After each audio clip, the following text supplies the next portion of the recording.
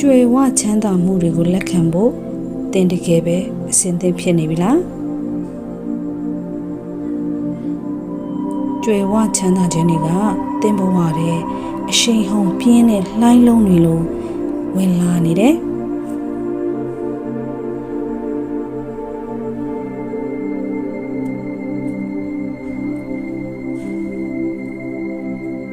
အရှိန်ဟုန်ပြင်းဝင်လာတဲ့ကြွယ်ဝချမ်းသာမှုတွေကိုတင်ရဲ့စိတ်နှလုံးတကားဖွင့်ပြီးကြိုးစိုးလက်ခံလိုက်ပါ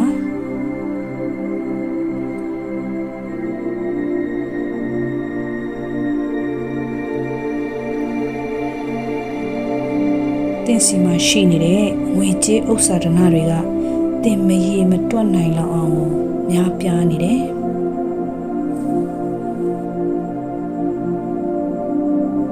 တင်ရဲ့ချမ်းသာကြွယ်ဝမှုတွေကိုဆွဲငင်နိုင်တဲ့အားကအကန့်အသတ်မဲ့တယ်